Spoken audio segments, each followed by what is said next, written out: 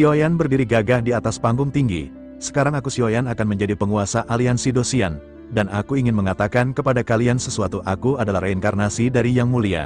Mendengar kata-kata itu sontak semua para pasukan dari aliansi Dosian pun sangat terkejut yang tidak belum mengetahui hal ini. Beberapa anggota tua yang dulu pernah menyaksikan kejayaan Yang Mulia terdiam sejenak, mata mereka membanjiri air mata.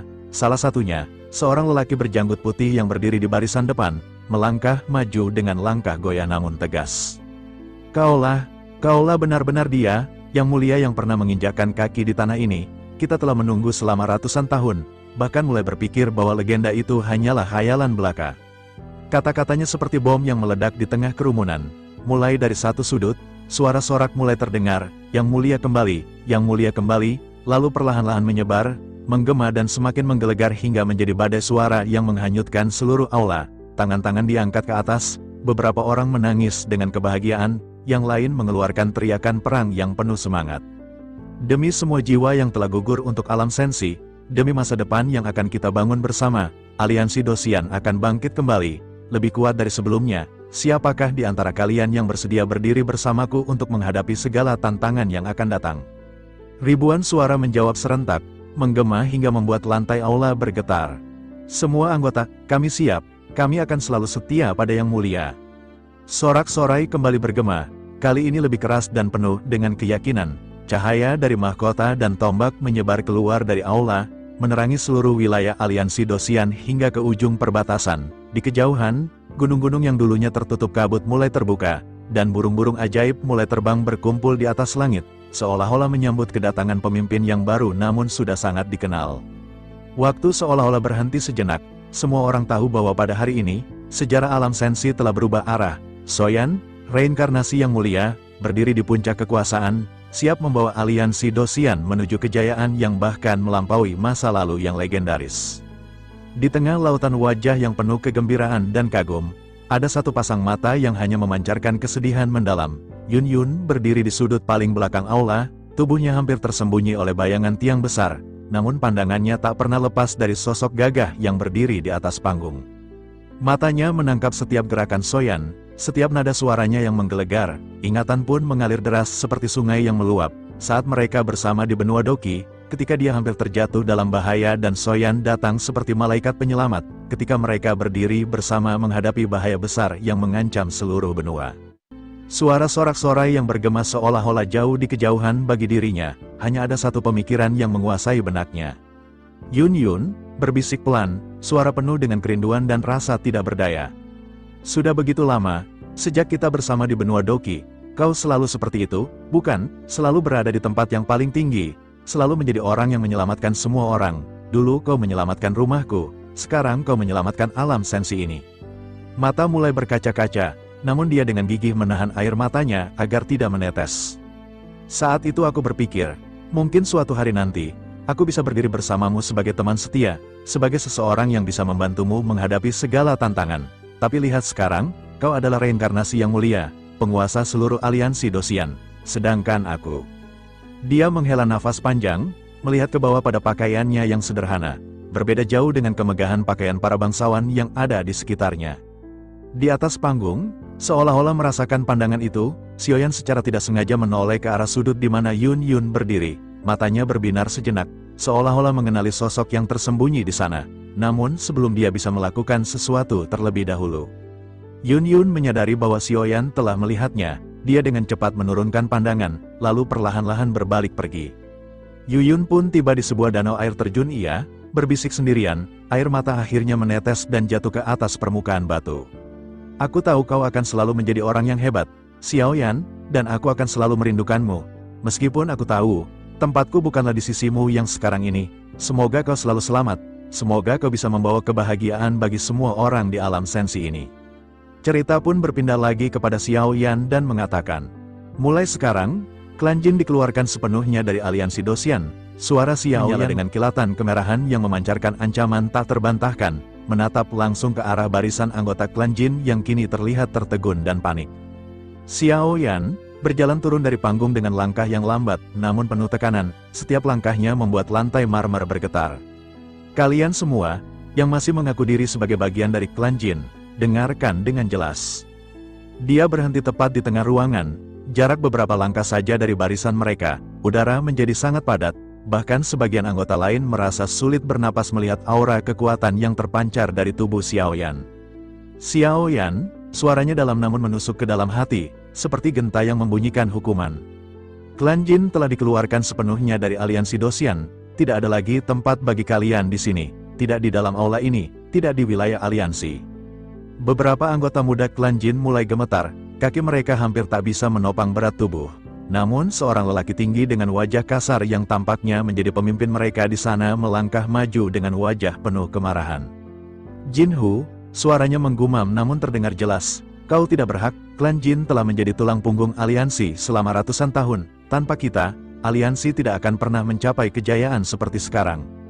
Xiao Yan, tatapannya menjadi lebih tajam, energi yang mengelilingi tubuhnya semakin mengerikan. Kejayaan yang kamu katakan hanyalah kemewahan yang diraih dengan menindas yang lemah, kamu menyalahgunakan kekuasaan untuk merampok sumber daya, membunuh jenius muda yang berpotensi, dan menyembunyikan kebenaran tentang masa lalu yang mulia. Sekarang, pergilah dari tempat ini, semua orang dari klan Jin. Bawa barang bawaan kalian dan pergi, jangan pernah kembali ke wilayah aliansi Dosian lagi, jika ada di antara kalian yang berani menolak atau mencoba bersembunyi di sini. Aku akan menghabisi kalian semua, tidak akan ada ampunan, tidak akan ada kesempatan kedua, ini adalah peringatan terakhirku. Suara itu menggema ke seluruh aula, membuat beberapa lentera kristal pecah menjadi serpihan. Seorang wanita dari klan Jin yang sedang membawa anak kecil menangis, lalu segera mengangkat anaknya dan berlari keluar. Tak lama setelah itu, anggota klan Jin lainnya mulai mengikuti dengan langkah tergesa-gesa, sebagian dengan wajah penuh kemarahan, sebagian lagi dengan rasa takut yang jelas terlihat. Jin Hu masih berdiri di tempatnya, menatap Xiao Yan dengan pandangan penuh dendam. Tanpa berkata lagi, Jin Hu akhirnya berbalik dan pergi dengan langkah yang kasar, menyusul anggota klan Jin lainnya yang sudah keluar dari aula. Suara kaki mereka berjalan perlahan menghilang, dan akhirnya hanya tersisa hembusan napas dari ribuan anggota yang menyaksikan seluruh peristiwa itu. Xiao Yan menoleh ke arah seluruh anggota aliansi yang ada.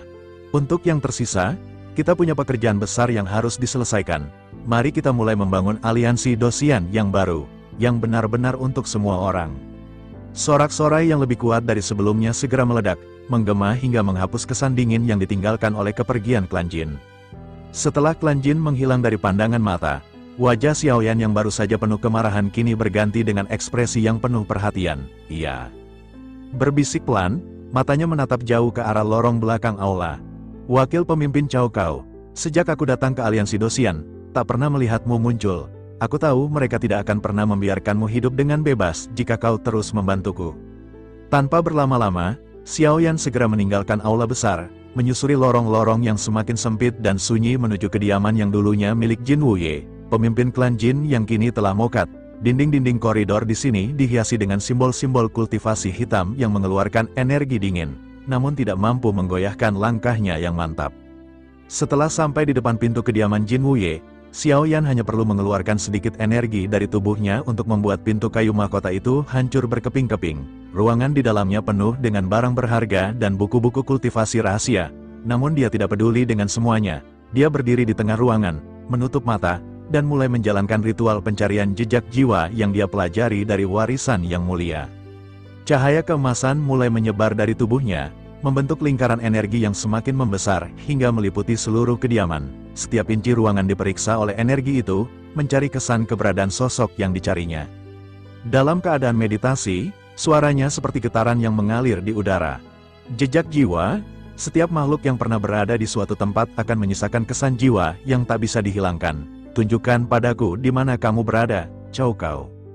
Beberapa saat kemudian, energi pencarian itu tiba-tiba menarik diri ke satu arah, melalui dinding belakang kediaman menuju lorong rahasia yang tersembunyi. Xiao Yan membuka mata dengan cepat, matanya bersinar dengan kegembiraan dan kekhawatiran. Dia mengikuti arahan energi itu, menyusuri lorong bawah tanah dan dinding yang dihiasi dengan ribuan simbol segel kuno yang bersinar dengan cahaya ungu pekat. Xiao Yan bisa merasakan getaran jiwa yang lemah namun tetap ada dari dalam salah satu segel itu. Mendekat dengan hati-hati, wajahnya penuh keyakinan. Ini dia, tempat di mana mereka menyegelmu, wakil pemimpin Cao Cao. Xiao Yan menoleh ke arah Goyan dengan tatapan yang tegas. Goyan, keluarlah dari dalam diriku dan bantu aku, Buka segel-segel kuno yang ada di sini. Goyan muncul dengan sedikit menggerutu, ia kesal, namun jelas terlihat bahwa dia tidak bisa menolak perintah dari Xiaoyan. Aduh, lagi-lagi diperintah, padahal aku baru saja bisa beristirahat sebentar, kamu selalu menyuruhku melakukan hal-hal sulit seperti ini, Xiaoyan. Dia mengeluarkan cahaya biru dari matanya, segel hancur dan lubang dimensi muncul, sosok Cao Cao terlempar keluar dari celah yang terbuka, tubuhnya bergoyang sebelum akhirnya terdampar di tanah dengan suara gemuruh, kedua tangannya mencakar udara tanpa tujuan, matanya membelalak penuh kekagetan. Ketika pandangannya akhirnya menetap pada sosok yang tegak gagah di depannya, raut wajahnya beku, bibirnya terbuka lebar, tidak mampu mengeluarkan suara sama sekali. Setelah beberapa saat, ia mengerang pelan. Xiaoyan, bagaimana mungkin kamu berada di sini, dan mana dengan Jin Taiwei? Xiaoyan hanya mengangguk perlahan, tatapannya tenang namun penuh makna, cahaya lembut menyelimuti tubuhnya, membuatnya tampak jauh lebih matang dari yang pernah diketahui Cao Cao. Senior Cao Cao, ucapnya dengan nada yang meresap ke dalam jiwa, aku tahu ini tampak tidak masuk akal, dan banyak hal yang harus aku jelaskan. Tapi sebelum itu, apakah Anda bersedia menerima tanggung jawab untuk menjadi pemimpin baru Aliansi Dosian? Cao Cao menggosok kedua kelopak matanya dengan kuat, jari-jarinya menggigil sedikit, ia menoleh ke kanan dan kiri, seolah-olah mencari bukti bahwa dirinya sedang terjebak dalam mimpi yang aneh. Mimpi, ini pasti hanya mimpi belaka, gumamnya sambil menggelengkan kepala, siapa yang bisa percaya, Xiaoyan bagaimana bisa tumbuh menjadi sosok seperti ini hanya dalam beberapa ratus tahun, itu tidak mungkin. Namun ketika pandangannya secara tidak sengaja melesat ke sosok wanita yang berdiri tenang di belakang Xiaoyan, kaki Cao Cao tiba-tiba goyah, tubuhnya menggigil hebat, dan ia hampir terjatuh saat mencoba mundur. Di wajah wanita itu, ia mengenali ciri-ciri yang hanya pernah dilihatnya dalam potret legenda yang diturunkan dari generasi ke generasi. Ye Yang Mulia Ratu, ucapnya dengan suara gemetar, sebelum tanpa basa-basi melundurkan diri dan berlutut dengan posisi yang sangat khidmat, dahinya menyentuh tanah. Hamba tidak menyadari kehadiran Yang Mulia, mohon maaf atas kurang ajarnya. Wanita itu hanya mengangguk perlahan, senyum lembut muncul di bibirnya. Cao Cao, ucapnya dengan suara yang seperti musik alam, perjalananmu selama ini tidak mudah, dan kamu telah menunjukkan kesetiaan yang tak tergoyahkan pada Sensi. Sekarang masa depan aliansi berada di tanganmu, dan di tangan Xiaoyan, yang telah membawa kembali harapan bagi kita semua. Setelah mendengarnya, Cao Cao mengangkat kepalanya dengan wajah yang penuh tekad, ia menatap Xiaoyan dengan pandangan yang sudah berbeda, penuh rasa hormat dan keyakinan. Jika ini adalah perintah yang mulia, maka hamba akan melaksanakannya dengan segenap kekuatan, bahkan jika harus menghadapi ujian paling berat atau bahkan mengorbankan nyawa sendiri, aku tidak akan pernah mengkhianati kepercayaan yang diberikan padaku. Xiaoyan segera menginjakkan langkah mendekat dan mengangkatnya berdiri dengan lembut, matanya kini menunjukkan keseriusan yang mendalam. Senior, ada hal penting yang harus kamu ketahui. Sensi kini berada dalam kondisi yang sangat genting setelah diserang dari dalam. Jin Taiwei, yang kamu yakini sebagai rekannya, telah berkolusi dengan Taiksu untuk menjatuhkan aliansi dan mengambil alih kekuasaan dimensional. Wajah Cao Cao langsung memerah karena amarah, gigi gerahnya menggerincing, dan aura kekuatan mulai mengelilingi tubuhnya. Pengkhianat, teriaknya dengan suara yang menggema, semua penderitaan yang kita alami selama ini, ternyata ada tangan jahat di baliknya. Ia menatap Xiaoyan dengan pandangan yang penuh tekad. Aku menerima tanggung jawab ini. Xiaoyan menyelamatkan Sensi, dan menghadapkan musuh yang telah. Xiaoyan segera berkata bahwa ia telah mencari jiwa Jin Taiwei. Xiaoyan mempelajari sebagian ingatan tentang mansion surgawi dari Jin Taiwei, namun ingatan tersebut tampaknya merupakan kenangan yang relatif rahasia di mansion surgawi. Xiaoyan benar-benar ingin tahu apakah Jin Taiwei pernah ke mansion surgawi ataukah ia pernah berafiliasi dengan mansion surgawi. Xiaoyan pada saat ini sedikit merenung, memikirkan bintik-bintik bayangan yang didapatkan dari Jin Taiwei. Bersamaan dengan hal tersebut, Yang Mulia Ratu di belakang Xiaoyan perlahan mulai berbicara bahwa sejauh yang ia tahu, Jin Taiwei dari aliansi Diosan seharusnya hanyalah sebuah klon. Mendengar hal tersebut, Xiaoyan dan Cao Cao seketika berkata serempak ketika bertanya apakah ia benar-benar klon. Yang Mulia Ratu pada saat itu mengangguk dan berkata bahwa Jin Taiwei seharusnya merupakan klon dari salah satu dari 10 Raja Roh di mansion surgawi. Namun, Jin Taiwei sudah memiliki kecerdasan spiritualnya sendiri. Dapat dikatakan bahwa ia adalah klon yang hampir kehilangan kendali, ia hanya menuangkan keinginannya ke dalam tubuhnya untuk melakukan semuanya. Mendengar hal tersebut, Xiaoyan pun menganggukkan kepalanya dan bergumam, Xiao Yan segera menyadari bahwa formasi yang sebelumnya ditampilkan oleh Mansion Surgawi bukanlah metode yang biasa. Xiao Yan pada akhirnya segera bertanya, bisakah formasi bergerak semacam ini sering digunakan oleh Mansion Surgawi? Mereka dengan mudah memindahkan semua orang dengan sekejap. Yang Mulia Ratu menggelengkan kepalanya dan berkata, tentu saja tidak bisa. Formasi yang diatur oleh Mansion Surgawi perlu dipertahankan dengan energi sepanjang waktu. Jika tidak ada energi, maka formasi tersebut tidak akan bisa digunakan. Jika saja aliansi Diosan tidak memiliki sumber daya yang cukup, formasi ini juga tidak akan mungkin bisa dipertahankan. Dibutuhkan sumber daya yang sangat besar bagi mereka untuk mengoperasikan formasi tersebut. Selain itu, semakin banyak orang yang dipindahkan, maka akan semakin besar biayanya. Tampaknya Mansion Surgawi telah menghabiskan banyak biaya untuk menghabisi Xiao Yan kali ini. Xiao Yan pun menganggukkan kepalanya dan memikirkannya dengan hati-hati. Sementara itu, Yang Mulia Ratu kembali berkata bahwa semua ini benar-benar tidak sesederhana yang dibayangkan oleh Xiao Yan. Selain dari sumber energi dewa yang besar, kekuatan keabadian juga perlu dicurahkan ke dalam formasi tersebut, bahkan membutuhkan energi dunia bagi Xiao Yan untuk bisa mengaktifkan formasi tersebut. Jika memikirkan mengenai hal ini, bukankah akan mengonsumsi banyak biaya jika Xiao Yan ingin menggunakan formasi tersebut? Xiao Yan pun menganggukkan kepalanya dan hanya bisa menghela napas. Sementara itu, mata indah Yang Mulia Ratu sedikit menyipit dan bertanya bahwa ia sangat penasaran bagaimana Xiao Yan bisa keluar dari keadaan sebelumnya. Xiao Yan segera menyadari bahwa yang dimaksud oleh Yang Mulia Ratu adalah tempat misterius yang dialami oleh Xiao Yan. Namun, meskipun Yang Mulia Ratu memancing Xiao Yan untuk berbicara ke arah sana, Xiao Yan memutuskan untuk menyimpan hal tersebut sendirian. Xiao Yan pun segera berkata bahwa ia benar-benar tidak sadarkan diri dan bahkan tidak tahu apa yang terjadi. Mungkin saja ia pada saat itu benar-benar lebih beruntung. Sudut mulut Yang Mulia Ratu sedikit terangkat mendengar penjelasan dari Xiao Yan. Meskipun begitu, ada ketajaman di senyumannya, tetapi Yang Mulia Ratu tidak memaksa Xiao Yan untuk menjawab. Di sisi lain, Xiao Yan segera kembali mengalihkan topik pembicaraan dan menoleh ke arah Cao Cao. Xiao Yan berkata bahwa mulai sekarang Senior Cao akan bertanggung jawab atas aliansi Diosan. Cao Cao segera menangkupkan tangannya dan berkata bahwa ia akan memenuhi kepercayaan Xiao Yan. Xiao Yan pun menghela napas dan berpikir bahwa ia tinggal mengatur sisa dari aliansi Diosan. Bersamaan dengan hal tersebut, Xiao Yan juga menyadari bahwa aura di tubuhnya terus meningkat dengan cepat tanpa pelatihan apapun. Xiao Yan bahkan telah mencapai langkah ketiga keabadian selama percakapan. Latihan kultivasi bagi Xiao Yan pada saat ini tampaknya bukan lagi tentang menghabiskan sumber daya secara panik untuk disimpan ke dalam tubuh. Kultivasi Xiao Yan kali ini tampaknya tentang mendapatkan lebih banyak energi dunia. Adapun keberadaan dari energi dunia ini tidak bisa terlihat, dan inilah arah yang dicari oleh Xiao Yan. Xiao Yan pun kembali menghela napas dan segera menoleh ke arah Yang Mulia Ratu. Xiao Yan berkata bahwa Yang Mulia Ratu bisa pergi dan menunggu Xiao Yan di luar, karena ia harus bertemu dengan seorang teman lama terlebih dahulu.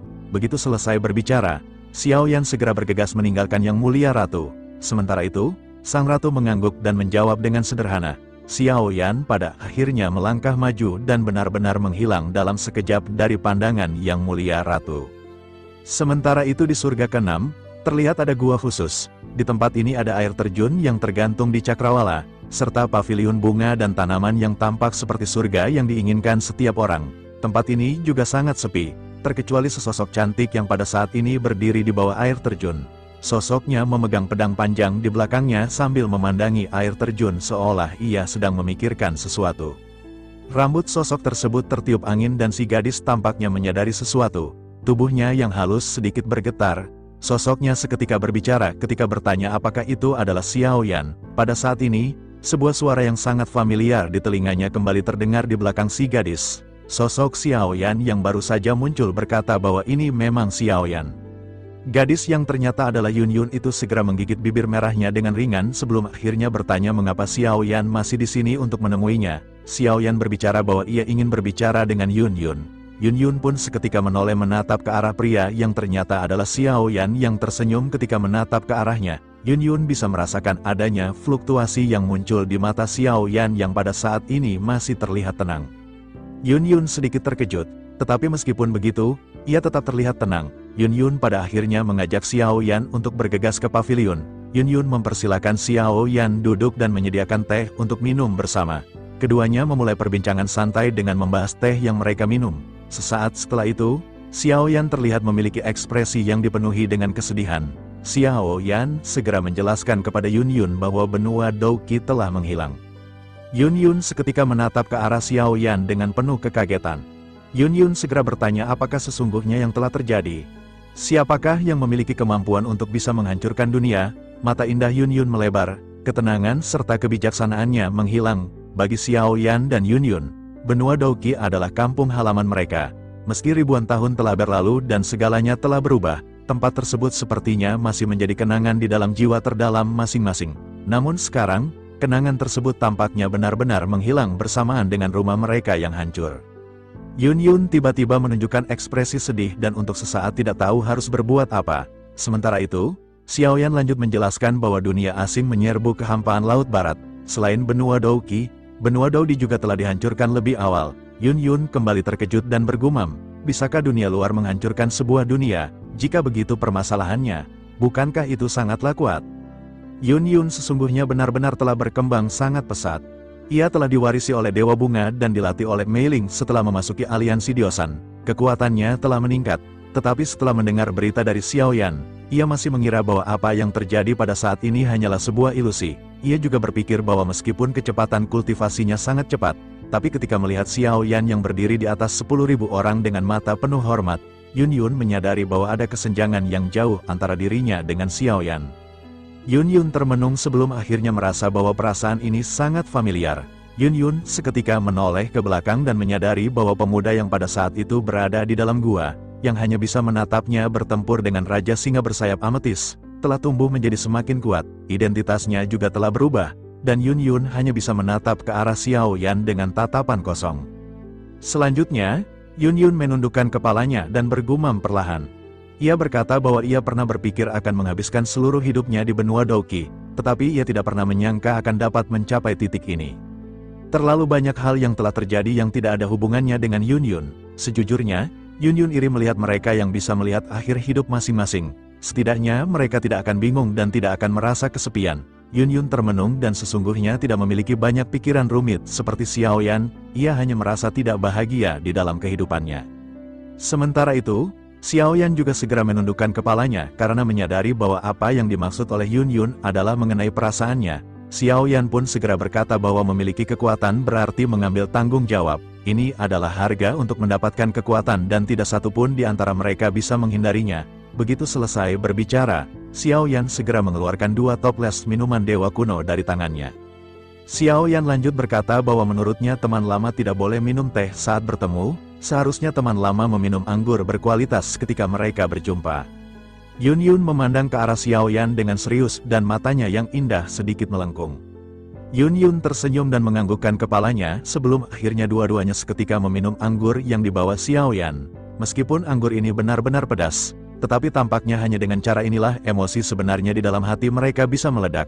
Pipi Yun Yun dengan cepat memerah dan sosoknya segera mulai kembali berbicara kepada Xiao Yan. Yun Yun berkata bahwa ia memiliki pertanyaan untuk Xiao Yan.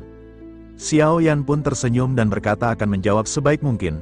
Xiao Yan merasa bahwa perasaannya terhadap Yun Yun sepertinya tetap berada di pegunungan binatang buas. Meskipun telah lama berlalu, sepertinya perasaan itu belum hilang sepenuhnya. Sementara itu, Yun Yun segera bertanya, apakah orang yang menyelamatkannya di alam Dewa Bunga adalah Xiao Yan?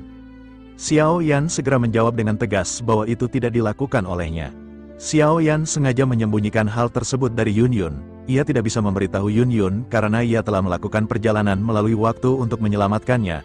Hal ini pasti akan menimbulkan efek berantai, dan jika Xiao Yan mengatakan yang sebenarnya, efeknya mungkin akan segera berfungsi sejarah akan berubah. Adapun mengenai apa yang akan terjadi, Xiao Yan bahkan tidak mengetahuinya. Oleh karena itu, Xiao Yan menjawab dengan tegas bahwa itu bukan dia. Xiao Yan terus menyangkal dan berkata bahwa ia belum pernah datang ke alam Dewa Bunga. Yun Yun pun mengangguk dan sedikit tersenyum. Topik antara keduanya tidak terus berlanjut. Mereka hanya mengobrol santai dan Yun Yun sesekali mendengarkan Xiao Yan berbicara tentang masa lalu. Senyum manis juga muncul di wajahnya. Waktu pun terus berlalu. Tetapi semakin lama sepertinya kedua orang yang minum-minum ini bukan lagi orang yang sama seperti sebelumnya. Mereka berdua tampaknya telah melepaskan perasaan masing-masing dan meninggalkannya di pegunungan binatang buas. Xiao Yan yang meminum banyak anggur segera berkata kepada Yun Yun bahwa ia telah memiliki guru yang baik. maka ia harus mendengarkan gurunya dan terus bekerja keras untuk meningkatkan kekuatan. Lakukan apapun yang ingin Yun Yun lakukan, tidak peduli apakah dunia ini hancur atau tidak. Yun Yun mengangguk dengan senyuman manis yang belum pernah muncul sebelumnya di domain bunga ataupun di aliansi Diosan. Senyumnya benar-benar sangat manis dan Yun Yun tampaknya sangat bahagia ketika berada di samping Xiaoyan. Di tengah-tengah keduanya yang menjadi semakin rileks, Yun Yun dengan sedikit ragu kembali berbicara. Yun Yun berkata bahwa ia telah bermimpi tentang pegunungan binatang buas beberapa kali. Ia juga selalu bermimpi tentang mereka. Xiaoyan memandang Yun Yun dengan pipi merah tua. Xiaoyan tidak pernah tahu perasaan Yun Yun kepadanya pada saat itu. Saat itu Xiaoyan hanyalah seorang pemuda bodoh. Sementara Yun Yun memikul misi dari Sekte Mystic Cloud, dan pada akhirnya mereka bertemu satu sama lain di waktu yang salah. Xiaoyan pada saat ini juga sedikit bingung dan segera bertanya apakah ini hanyalah mimpi. Yun Yun seketika mengangkat kepalanya dan tampaknya segala sesuatu di sekitarnya berubah dengan cepat. Sebuah gua dengan air terjun muncul di hadapan Yun Yun. Ia sedang memegang beberapa suap ikan bakar di tangannya, dan kejadian masa lalu menyelimuti benaknya. Apa yang terjadi di gua benar-benar kembali terulang. Yun Yun pada akhirnya merasa tubuhnya panas dan menatap ke arah Xiaoyan dengan mata yang sedikit kabur. Namun meskipun semua gambaran ini kembali muncul, kesadaran Yun Yun menjadi semakin jernih dan memberitahu bahwa semua ini hanya ilusi, semua ini hanya mimpi. Terlebih lagi, ini bukan pertama kalinya Yun Yun mengalami hal tersebut di dalam mimpinya. Yun Yun segera teringat bahwa ia sedang meminum anggur dengan Xiaoyan. Yun Yun pun berkata bahwa sepertinya ia telah terjatuh dalam kondisi mabuk dan harus terbangun. Yun Yun seketika berdiri dan sedikit terhuyung-huyung. Lengan ramping milik Yun Yun secara naluriah menegak, namun kali ini ia tidak berbalik dan menamparkan Xiaoyan, tetapi malah jatuh ke dalam pelukan Xiaoyan. Yun Yun yang sedikit tidak sadar pun bergumam, alangkah baiknya jika obatnya saat itu lebih ampuh. Yun Yun tampak tidak melawan di tengah pelukan Xiaoyan. Sementara itu, Xiaoyan juga seketika melepaskan ikat pinggang Yun Yun dengan cepat. Yun Yun mendengus dan suasana sekitar benar-benar tampak tidak lagi bisa dibendung.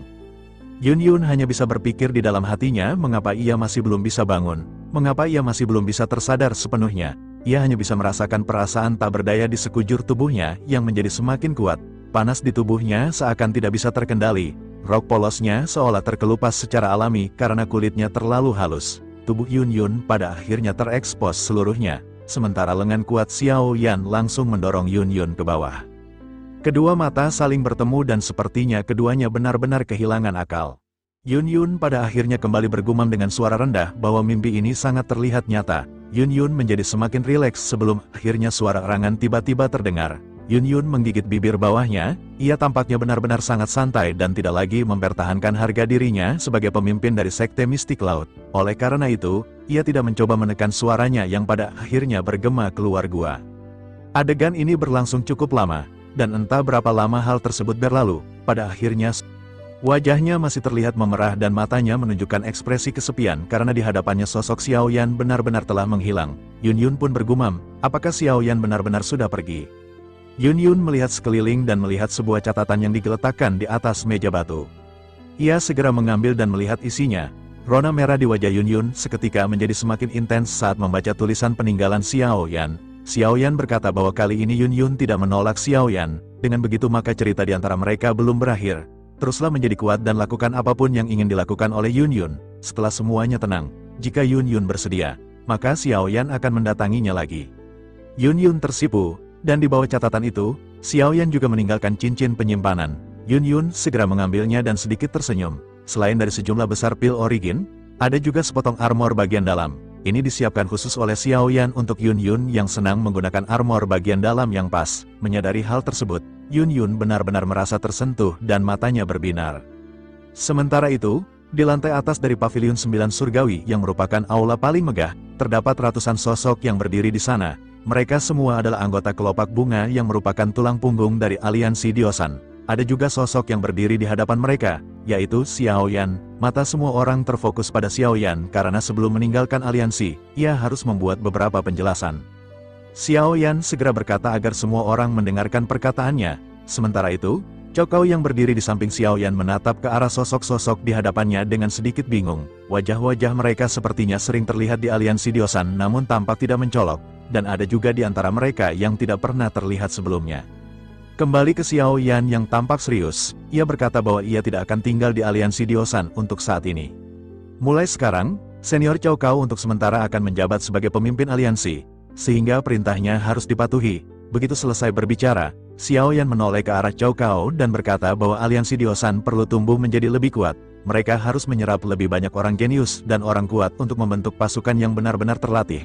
Waktu hampir habis dan mereka harus bersiap untuk menghadapi perang yang akan datang. Ini merupakan tugas penting yang diberikan kepada setiap anggota kelopak bunga. Mereka harus mengabdikan diri karena tidak memiliki waktu yang tersisa untuk bersantai. Para anggota kelopak bunga segera menangkupkan tangan. Begitu juga dengan Cao Cao yang berjanji akan memenuhi kepercayaan Xiao Yan. Xiao Yan mengangguk dan berkata bahwa jika senior mengalami kesulitan, maka ia bisa mendatangi orang-orang ini. Semua anggota kelopak bunga akan menjadi tetua baru aliansi Diosan menggantikan tetua lama untuk membantu senior Cao Cao menyelesaikan semua permasalahan. Xiao Yan harus segera pergi untuk mendapatkan kembali kekuatannya. Sebelum kembali, ia berharap bisa melihat aliansi Diosan yang jauh lebih kuat. Oleh karena itu, Xiao Yan benar-benar meminta tolong kepada semuanya. Xiao Yan menangkupkan tangannya ke arah Cao Cao dan para anggota kelopak bunga. Semua orang berteriak serempak bahwa mereka akan mengikuti perintah Xiao Yan.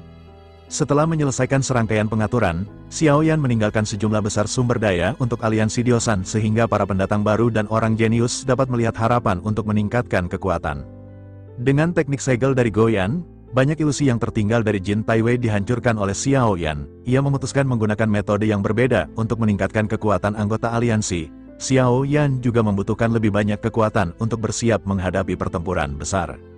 Atas apa yang dilakukan oleh Xiao Yan, semua orang di aliansi Diosan mulai bersorak. Xiao Yan tiba-tiba menjadi seperti dewa di mata semua orang. Setelah Xiao Yan pergi, peluang peningkatan kekuatan yang ditinggalkannya menjadikan sosoknya benar-benar sangat berharga di benak semua orang. Setelah itu, Xiao Yan segera datang ke kapal rumah hantu. Ia tidak memiliki waktu lama untuk mengenang masa lalu dan harus segera mengucapkan selamat tinggal lagi. Namun, Yang Mulia Ratu menyadari apa yang dipikirkan oleh Xiao Yan. Ratu memandang ke arah Raja Tianzang dan berkata bahwa sudah lama sejak Raja Tianzang mengunjungi alam dewa kuno, dan bertanya apakah ia tertarik melakukan perjalanan ke sana. Raja Tianzang segera mengerti maksud Ratu. Xiao Yan sudah sangat lama tidak berkumpul dengan keluarganya dan ini merupakan kesempatan yang bagus. Raja Tianzang tertawa dan menerima undangan tersebut. Apalagi ia mendengar ada ribuan anggur berkualitas di sana. Di dalam perjalanan ke alam dewa kuno, Xiao Yan sekali lagi terus mengobrol dengan tim Fearless. Namun semua orang terdiam sejenak ketika Xiao Yan menyebutkan tentang benua Doudi dan benua Douqi. Tidak ada di antara mereka yang merasa senang menyadari bahwa mereka tidak lagi memiliki kampung halaman. Sementara itu, Xiao Zhan memiliki ekspresi kesepian di matanya. Ia bertanya kekuatan macam apa yang dimiliki Xiao Yan sekarang, karena ia merasa mereka menjadi semakin jauh. Ia pikir dengan berlatih keras di dunia bawah ia bisa mengejar, namun ternyata Xiao Yan tetap berada jauh di atas mereka. Semua orang mengangguk setuju. Bukan hanya Xiao Zhan yang berlatih mati-matian, namun sekeras apapun mereka mencoba, jarak itu semakin lebar. Xiao Yan tersenyum dan mengajak mereka minum anggur. Ia memahami tekanan yang mereka rasakan dan berkata bahwa mereka tidak perlu terlalu tertekan karena mereka sudah sangat kuat sekarang sebagai anggota dunia bawah. Mereka akan berhadapan dengan bencana dan tidak akan bisa lolos. Namun Xiao Yan yakin mereka akan berjuang bersama-sama. Xiao Zhan kembali bertanya, jika dibandingkan dengan Raja Tianzang, siapakah yang lebih kuat? Mendengar hal tersebut, Feng Feng mengeplak kepala bagian belakang Xiao Zhan karena kesal menanyakan hal yang sama lagi. Meskipun ia sendiri penasaran, Xiao Yan berkata bahwa tentu saja Raja Tianzang lebih kuat darinya, dan masih ada kesenjangan besar di antara mereka. Sun Er yang duduk di sebelah Xiao Yan bertanya dengan lembut, apakah Xiao Yan akan pergi lagi? Xiao Yan memeluk Sun Er dan berkata bahwa mungkin jika perang ini gagal, ia akan menghilang begitu juga dengan semua orang. Meskipun benua Dou dihilang, semua orang masih akan tetap berada di sana. Selama mereka masih ada, maka akan selalu ada benua Dou di kedua. Sun Er mengerti maksud Xiao Yan dan bisa merasakan apa yang dialaminya. Ia telah melihat perjalanan panjang yang dilalui suaminya. Xiao Yan telah berjuang sendirian di dunia yang luas untuk meningkatkan kekuatan. Melihat Sun Er sedih, Xiao Yan mengusap bahunya dan berkata bahwa semuanya akan baik-baik saja. Ia berharap suatu hari nanti semuanya kembali tenang dan mereka tetap bisa berkumpul seperti ini. Sun Er menganggukkan kepalanya sambil tersenyum, mencoba mengesampingkan kesedihannya.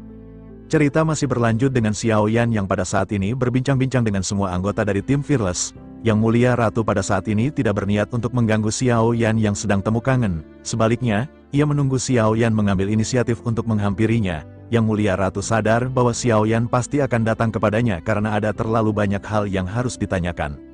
Perkiraan Yang Mulia Ratu benar-benar terjadi. Xiao Yan segera menghampirinya, namun Yang Mulia Ratu mengangkat alisnya sedikit dengan ekspresi yang terlihat sedikit tidak senang. Ia bertanya kepada Xiao Yan, apakah ia merasa bebas dan tenang sekarang? Xiao Yan tersenyum pahit dan berkata bahwa mereka sudah lama tidak bertemu dan mereka semua adalah keluarga Xiao Yan.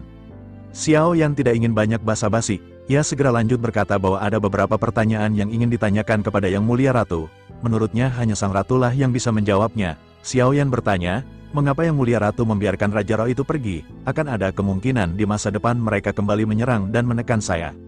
Menanggapi hal tersebut, barulah Yang Mulia Ratu berbicara. Ia menjelaskan bahwa jika mereka perlu ditangani, Gu Zongsheng tidak akan menyimpan mereka sampai sekarang. Xiao Yan pun menganggukkan kepalanya namun terus bertanya, jadi, apakah mereka memiliki kartu truf yang membuat Yang Mulia takut? Yang Mulia Ratu menjawab bahwa memang ada rumor mengenai hal tersebut. Tetapi semua ini terjadi bukan karena Gu Zongsheng takut, hanya saja mereka semua benar-benar tidak bisa untuk dihabisi. Xiao Yan tentu bisa mengerti bahwa hal ini adalah pengaturan dari Gu Zongsheng. Sekarang Xiao Yan harus mengerti bahwa ancaman sebenarnya tidak terletak pada Raja Roh ini. Mengenai alasan spesifiknya, hanya Xiao Yan yang bisa menyelidikinya sendiri di masa depan. Xiao Yan kembali menganggukkan kepalanya sebelum akhirnya bertanya lagi, apakah Yang Mulia Ratu bermaksud agar saya kembali meninggalkan Sensi? Yang Mulia Ratu mengangguk dan berkata bahwa sesungguhnya tidak apa-apa bagi Xiao Yan untuk tinggal di Sensi, tetapi jika begitu, maka Sang Ratu harus mengirim setidaknya 10.000 pasukan Dewa Kuno untuk mengikuti Xiao Yan. Meskipun hal ini dilakukan, ia masih tidak bisa menjamin keselamatan hidup Xiao Yan, maka benar-benar tidak akan memiliki harapan hingga akhir. Xiao Yan pun tersenyum pahit dan bergumam bahwa tampaknya ia benar-benar harus pergi. Ia berpikir bahwa apa yang dikatakan Yang Mulia Ratu memang masuk akal. Identitas Xiao Yan bukan lagi sebuah rahasia. Situasinya pada saat ini berbeda dengan adanya Taixu yang melakukan invasi. Krisis tersembunyi akan menjadi lebih besar dan akan menjadi lebih banyak variabel. Tidak mungkin orang-orang alam Dewa Kuno akan bisa berhadapan dengan dua kekuatan ini sekaligus. Xiao Yan merasa kekuatannya saat ini terlalu lemah dan bertanya, jika saya harus pergi, kemanakah saya harus mencari tempat? Yang Mulia Ratu berkata bahwa Xiao Yan bisa pergi ke dunia kuno keabadian dan iblis serta dunia pegunungan dan lautan. Mendengar dua tempat itu, Xiao Yan tersenyum kering. Ia kembali teringat sosok Chen Xuan Yuan di alam sejati Xuan Yin. Xiao Yan bertanya-tanya, mungkinkah ada janda lagi yang ditinggalkan oleh Yang Mulia Gu Zongsheng di tempat tersebut? Sebelumnya, pertemuan Xiao Yan dengan Chen Xuan Yuan berakhir dengan perpisahan pahit, dan ia tidak ingin hal itu terulang. Xiao Yan pun bertanya kepada Yang Mulia Ratu, mungkinkah ada janda yang mulia yang ditinggalkan di dua tempat tersebut? Yang Mulia Ratu seketika menatap Xiao Yan dengan tatapan dingin yang membuatnya bergidik.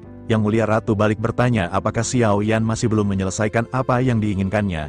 Tampaknya ia tahu isi pikiran Xiao Yan yang dipenuhi sosok Chen Xuan Yuan.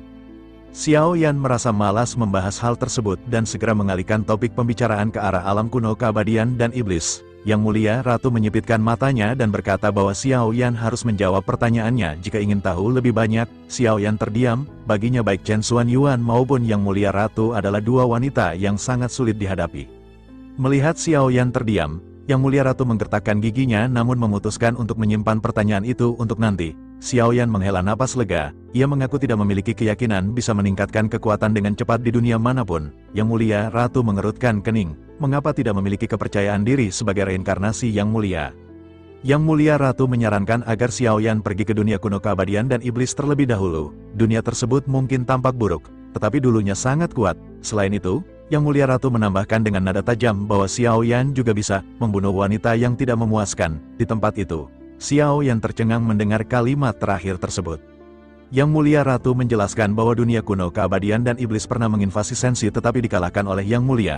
Sekarang dunia itu kacau karena keterlibatan Taixu, sehingga menjadi tempat yang baik bagi Xiao Yan untuk menguji dirinya sendiri. Xiao Yan merasa ada yang tidak beres, namun ia meminta waktu untuk memikirkannya. Melihat temperamen Xiao Yan yang penuh kehati-hatian, Yang Mulia Ratu kembali teringat sosok Chen Xuan Yuan. Ia berkata, ternyata benar, Chen Xuan Yuan telah memengaruhi pemikiranmu. Xiao Yan sedikit tidak senang karena Ratu terus membahas permaisuri tersebut. Dengan nada serius, Xiao Yan berkata bahwa permaisuri telah tiada, jadi tidak perlu terus menggodanya. Lagi pula, permaisuri selalu baik terhadap Xiao Yan. Yang Mulia Ratu tiba-tiba menunjukkan ekspresi sedih dan air mata mengalir di matanya. Ia bertanya apakah suaminya membentaknya. Xiao Yan seketika panik. Namun, tangisan Yang Mulia Ratu menjadi semakin keras. yang menurut Xiao Yan aktingnya bahkan lebih baik daripada Chen Xuanyuan. Tangisan itu mengundang perhatian semua orang. Xiao Yan buru-buru menghiburnya dan mengakui kesalahannya. Sun Er melangkah maju dan bertanya apa yang terjadi. Yang Mulia Ratu berhenti menangis dan meraih tangan Sun Er, mencoba mengadu tentang apa yang dilakukan Xiao Yan di alam sejati Xuan Yin. Xiao Yan segera memotong pembicaraan dan membawa Ratu menjauh, berbisik bahwa ia tidak boleh membicarakan hal itu di depan Sun Er. Yang Mulia Ratu pun berhenti berpura-pura dan mendekati wajah Xiao Yan, menuntut untuk tahu semua yang dilakukan Xiao Yan dengan Chen Xuanyuan. Ia bahkan mengancam akan memberitahu istri-istri Xiao Yan. Xiao Yan berkeringat dingin, ia tidak takut pada Sun Er. Tetapi jika Cailin tahu, ia tidak akan dilepaskan begitu saja, dia mungkin akan almarhum. Yang Mulia Ratu tersenyum dan menyebutkan bahwa ia memiliki saksi, kelinci Bingyun, hewan peliharaan yang selalu mengikuti permaisuri. Mata Xiao Yan dipenuhi keterkejutan, ia tidak bisa mengelak lagi. Ia mencoba membujuk Ratu dengan menawarkan untuk menemaninya melihat bintang atau minum teh. Ratu pun tersenyum dan menerima tawaran itu, membuat Xiao Yan merasa lega sekaligus menyadari betapa merepotkannya wanita ini. Setelah urusan itu selesai, mereka kembali ke topik serius mengenai invasi Taixu. Xiao Yan harus segera meningkatkan kekuatannya, sementara Ratu akan menyiapkan pasukan untuk menunda Taixu selama mungkin. Meskipun Xiao Yan telah menembus langkah ketiga keabadian, ia merasa masih terlalu lemah. Begitu mereka mendekati alam dewa kuno, Xiao Yan terkejut melihat perubahannya. Alam itu telah berkembang luas dengan bangunan megah berwarna emas.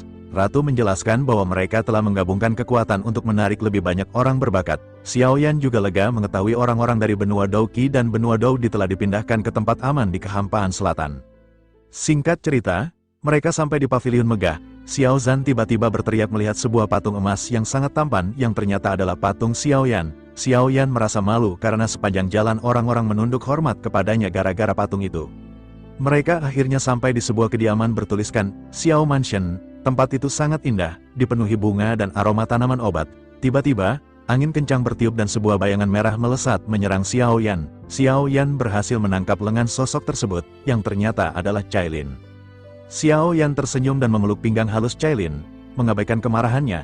Mengapa Cailin begitu nakal setelah lama tidak bertemu? Xiao Yan bisa merasakan kelembutan istrinya itu. Tak lama, Sun Er muncul dan menyapa Cailin. Begitu Cailin terlepas dari Xiao Yan, kedua istri itu saling berpegangan tangan dengan senyum manis. Kemudian muncul King Lin yang memanggil Xiao Yan, suami, dengan ekspresi gugup. Xiao Yan menariknya ke dalam pelukan. Uya pun benar-benar sangat bahagia bertemu istri-istrinya kembali setelah sekian lama berkelana. Semoga saja malam ini aku dapat jatuh.